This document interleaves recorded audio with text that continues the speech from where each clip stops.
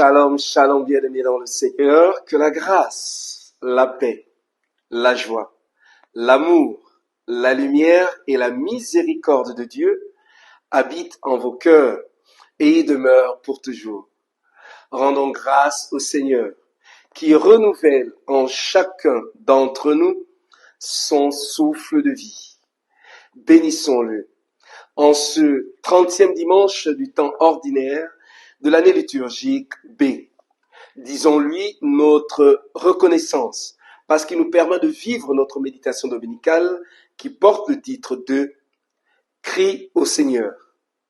Oui, chers frères et sœurs, en parcourant les textes de ce dimanche, nous pouvons nous rendre compte, entre autres, qu'il s'agit d'un cri d'espérance à Dieu. Et ce cri d'espérance ne va pas sans la foi.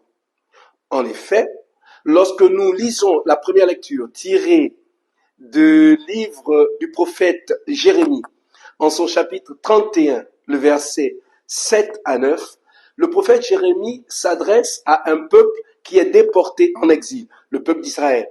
Mais il dit à ce peuple, crie de joie, alors que ce peuple est dans la souffrance, il a tout perdu. Mais il dit, crie de joie, offre de louange au Seigneur. Pourquoi ? Parce que Dieu est fidèle. Il ne nous abandonne pas. Quel que soit le chemin tortueux par lequel nous passons, Dieu reste fidèle. Il est présent. Mais nous devons crier à lui. Or, crier au Seigneur, c'est offrir des intentions de prière. Tel est le rôle du prêtre. Saint Paul, dans sa lettre aux Hébreux, en son chapitre 5, les 6 premiers versets, nous donne le rôle du prêtre, qui est de prendre les intentions, offrir au Seigneur, et prendre les grâces du Seigneur données au peuple. Le prêtre est pris au milieu du peuple, et donc il n'est pas parfait, non, mais il a fait l'expérience du péché. Et c'est justement parce qu'il a fait l'expérience du péché qu'il a encore plus conscience, de la nécessité et de l'importance de crier au Seigneur, d'offrir des intentions au Seigneur, d'offrir des prières au Seigneur.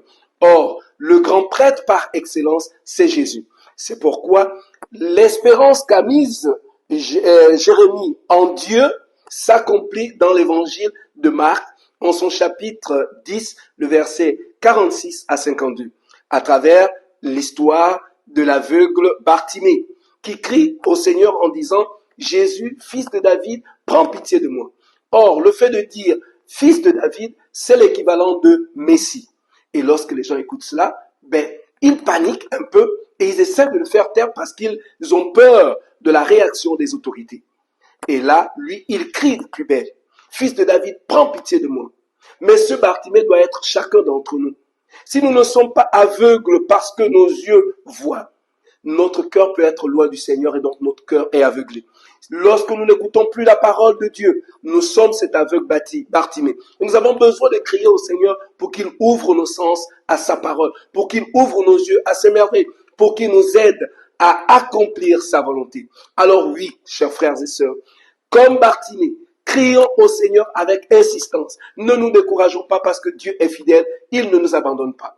Oui, crions au Seigneur pour qu'il nous libère de l'emprise du malin, pour qu'il nous libère de l'aveuglement, pour qu'il nous libère de la surdité, pour qu'il nous libère des œuvres de la ténèbre. Oui, crions au Seigneur et demandons au Seigneur la grâce d'être conforme à sa volonté pour sa plus grande gloire et le salut de chacun d'entre nous. Loué soit Jésus-Christ à jamais.